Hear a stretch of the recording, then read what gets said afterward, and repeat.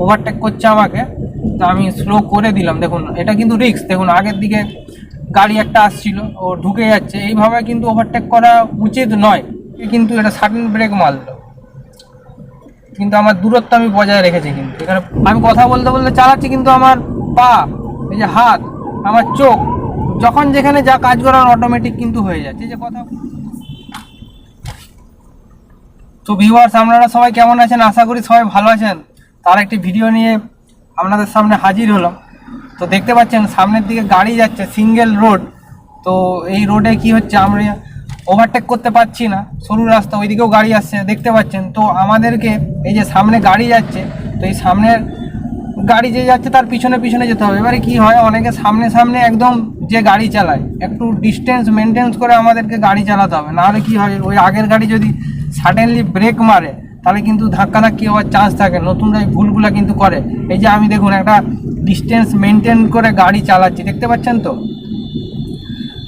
Bike ঢুকে গেছে, তো তাও আমি দেখুন একটা ডিস্টেন্স মেনটেন করে আমি গাড়ি চালাচ্ছি, দূরত্ব একটা বজায় আছে আমার। যেহেতু আমি ওভারটেক করতে পারবো না, দেখতে পাচ্ছেন সরু রাস্তা,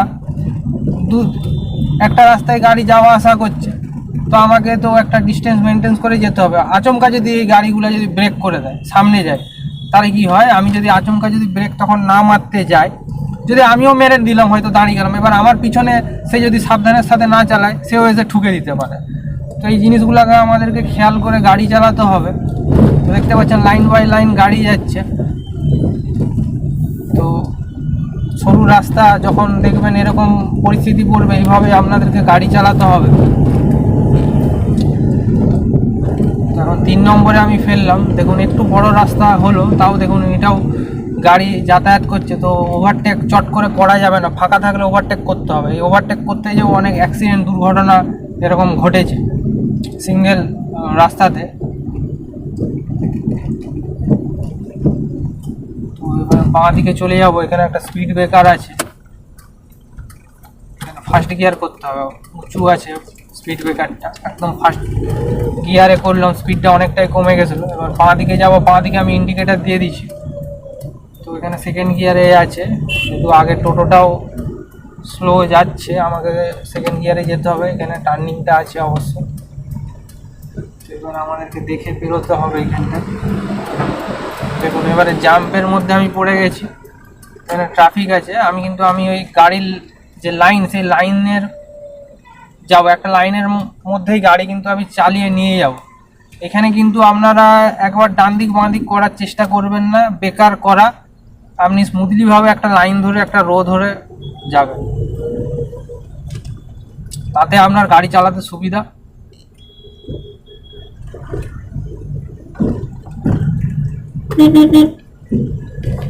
দেখতে পাচ্ছেন যানজট, একটা বড় রাস্তা, বাস যাচ্ছে, ট্রাক যাচ্ছে, তো আমি লাইন ধরেই যাচ্ছি, একটা গাড়ির পিছনে লাইন ধরেই যাচ্ছি, ওইদিকেও গাড়ি আসছে। এটা বড় রাস্তা অবশ্য, এটাও high road, single lane high road, কিন্তু এখানে গাড়ি যাতায়াত করছে। তো এখানে ওভারটেক, যেমন আমার পাশে গাড়িটাকে ওভারটেক করছে আমাকে, তো আমি স্লো করে দিলাম। দেখুন এটা কিন্তু রিস্ক, দেখুন আগের দিকে গাড়ি একটা আসছিল, ও ঢুকে যাচ্ছে, এইভাবে কিন্তু ওভারটেক করা উচিত নয়, দুর্ঘটনার চান্স এতে বেশি থাকে। দেখুন এবারে এ চেপে যাচ্ছে ওই দিকটায় রাস্তায়, এবার ওই দিকে যারা আসবে তাদের তো অসুবিধা হবে। আমি যদি মনে করি এই সাইডে ঢুকিয়ে দিই, তখন ও যদি এইদিকে যে চাপছে গাড়িটা এখন, তো আমি যদি এইদিকে ঢুকিয়ে দিতাম, ও তো সুযোগটা পাবে না, তখন তো ওই দিকে গাড়িগুলো আসবে, জ্যামের সৃষ্টি হবে। তাই জন্য আমি ওই দিকটায় চাপলাম না, আমি বুঝতে পারছি, কারণ ওকে ঢুকতে হবে। আমি সাইডটা দিয়ে দিলাম, যেহেতু আপনাদেরকে বুঝাতে যাচ্ছি, তাই আমার গাড়িটা একটু স্লো ছিল বলে ও ওভারটেক করে নিতে পারলো আমাকে, কিন্তু আগের গাড়িকে তো আর ওভারটেক করতে পারলো না। এবারে ব্রিজে উঠে গেছি, সরু রাস্তা হয়ে গেছে, এবারে তো যেতেই পারবে না। কিন্তু দেখুন এই এতক্ষণে ঢুকালো আগের গাড়িটা, তা লেন্থে, এই গাড়ির যে লেন্থ, আমি বলেছি বারবার সরু রাস্তায় নিজের লেন্থে যাওয়াই ভালো। কি দরকার আছে এই যে ওভারটেক করার চেষ্টা করছে, গাড়িটাকে বাঁ দিক করছে আবার ডান দিক করছে, কোনো লাভ হচ্ছে? আপনারাই বলুন, আমি যে জিনিসগুলো আপনাদেরকে বলি। তো এবারে দেখুন আমার যে সামনে একটু দূরত্ব রেখে কিন্তু আমি রাখছি গাড়িটা, আমার যে সামনের যে বোনাটের সাথে আগের গাড়ি। তো এর একটা ভিডিও আমি করেছি, যে সামনের জাজমেন্টটা কিভাবে করবেন, তার লিঙ্ক আমি ডেসক্রিপশন বক্সে দিয়ে দেবো, দেখে নেবেন। তো গ্যাপ রাখতেই হবে। এবারে কোনো সময় ধরুন সামনাসামনি চলে গেলেন, এবার ওই গাড়িটা হয়তো একটু ব্যাক করলো, বা নতুন হয়তো সে ড্রাইভার, সে ফার্স্ট গিয়ার দিয়ে একটু আপ আছে, হয়তো আগাতে যাবে। অনেক গাড়ি দেখবেন না পিছন দিকে এগিয়ে দেয় না, ফার্স্ট গিয়ার দিয়ে যখন গাড়ি স্লো হয়ে যায় আগাতে যায়, পিছন দিকে পিছিয়ে যায়, সেগুলো নতুনদের হয় বিশেষ করে। তো তখনও কিন্তু আপনার গাড়ির সাথে ধাক্কাধাক্কি হওয়ার চান্সটা থাকে।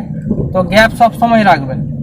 যে দেখতে পাচ্ছেন আমি গ্যাপ রেখে কিন্তু এটা সাডেন ব্রেক মারলো, কিন্তু আমার দূরত্ব আমি বজায় রেখেছি, কিন্তু এখানে অনেকটাই গ্যাপ আছে।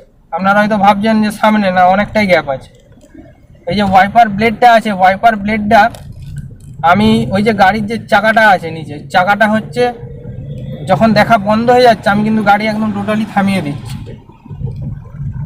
ওটা কিন্তু সেফ জোন, আমি আগেও বলেছি ভিডিওতে, দেখে নেবেন ওই ভিডিওটার লিঙ্ক আমি দিয়ে দেবো ডেসক্রিপশন বক্সে। এখানে কাজ হচ্ছে, ব্রিজের কাজ হচ্ছে।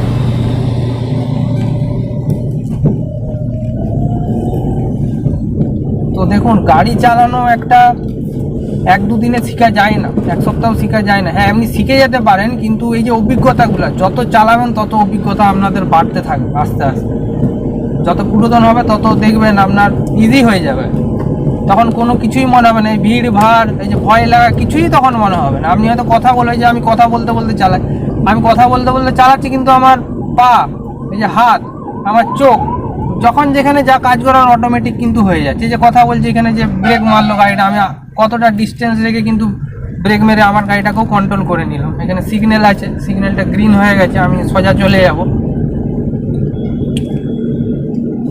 তো আপনারা এই যে আমি বলছি না, আজ থেকে ধরুন 1 বছর বাদে যখন আপনারা পাকা ড্রাইভার হয়ে যাবেন, 6 মাস 1 বছর, যার যেরকম সময় লাগে, যে যেরকম চালাবে তত তাড়াতাড়ি তার হাত সেট বা সড়গড়টা হয়ে যাবে। তো তখন আমার এই কথাটা মনে রাখবেন, যে আমি বলছিলাম যে আমি কথা বলছি, তখন দেখবেন আপনার চোখ, হাত, পা সব অটোমেটিক কাজ করতে থাকবে। কিন্তু তো আপনাকে হুঁশটা রাখতে হবে। আমি সব সময় কিন্তু চোখ রাখছি সব দিকে, লুকিং গ্লাস, সামনে পিছন সব খেয়াল রাখছি, তবেই কিন্তু গাড়ি চালাচ্ছি। নিজের সাবধানতাটা নিজেকে কিন্তু বজায় রেখে আমি গাড়ি চালাচ্ছি, প্লাস আপনাদেরকে বলছি। ওই জন্য আমি গাড়ি একটু স্লো চালাই, যখন আমি আপনাদেরকে বুঝাই। গাড়ির কন্ট্রোলে চালানোই ভালো। তো আমি এখন পুরোপুরি হাই রোডে উঠে গেছি। এখানেও আপনাদেরকে একটা স্পিড মেনটেন করে গাড়ি চালাতে হবে। তো এই যে গাড়িটা, আগের গাড়ি যাচ্ছে, ওই গাড়ি যে কোনো একটা দেখবেন গাছ বা কোনো একটা চিহ্ন দেখে নেবেন, যে ওই গাড়িটা পেরোনোর পর মিনিমাম 5 থেকে 7 সেকেন্ড যে আমি তারপরে পেরাচ্ছি, তাহলে ওটা হচ্ছে প্রপারলি একটা হচ্ছে গ্যাপ মেনটেন করা যায়। কি বললাম, যে গাড়িটা যখন ওই যে সাইকেলে দাঁড়িয়ে আছে, ও পেরালো, আমি এই যে এখানে ডিস্টেন্সটা কভার করছি, 5 থেকে 7 সেকেন্ড যেমন টাইমটা লাগে, তাহলে আপনি অনেক কিছু কন্ট্রোল করে নিতে পারেন। যদি আচমকা যদি হয়তো ওখানে ব্রেক করছে, আপনি তখন নিজের গাড়িটাকে যত স্পিড থাকুক মোটামুটি কন্ট্রোল হয়ে যাবে। 5 থেকে 7 সেকেন্ডের ডিফারেন্সটা রাখতে হবে। তো এই ব্যাপারগুলো মাথায় রাখবেন। তো আশা করি ভিডিওটা আপনাদের কাজে দিবে। ভিডিও কাজে লাগলে অবশ্যই লাইক করবেন, শেয়ার করবেন, কমেন্ট করবেন। আর আজকের মতন ভিডিওটা এখানেই শেষ করছি। সবাই ভালো থাকবেন, সুস্থ থাকবেন, এবং গাড়ি চালাবার সময় সিট বেল্টটা কিন্তু অবশ্যই পরবেন। নমস্কার।